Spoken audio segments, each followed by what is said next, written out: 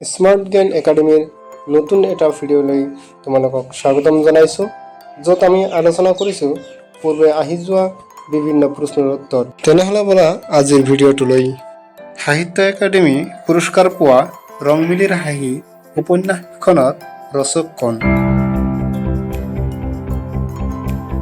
উত্তৰ ৰং মং তেৰাং। অসম সাহিত্য সভাই প্ৰকাশ কৰা অভিধানখনৰ নাম কি?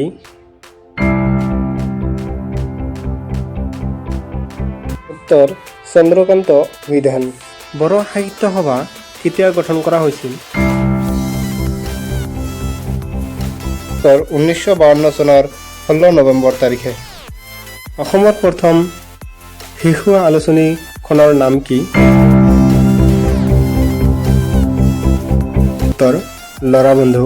প্ৰথম অসমীয়া গল্প সংকলন কোন আছিল? উত্তৰ লক্ষ্মীনাথ বেজবৰুৱা। অসমীয়া ৰোমান্টিক সাহিত্যৰ গৰিধৰ্তা কোন আছিল?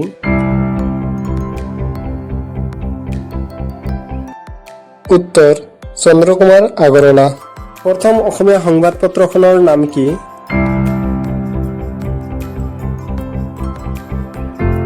উত্তৰ অৰুণোদয়। অসমীয়া ভাষা উন্নতি সাধিনী সভাৰ জন্ম কেতিয়া হৈছিল?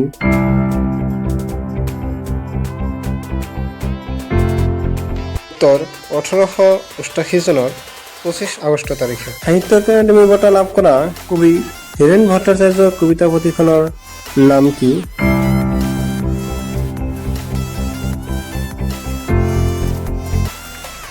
উত্তৰ সুগন্ধি পখিলা। প্ৰথম অসমীয়া ছপা পুথিখনৰ নাম কি?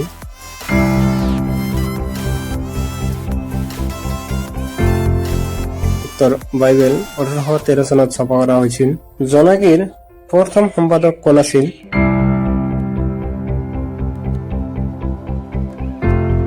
উত্তৰ চন্দ্ৰকুমাৰ আগৰৱালা। আজিৰ শেষৰটো প্ৰশ্ন, অনুৰাধাৰ দেশ উপন্যাসখন কোনে ৰচনা কৰিছিল?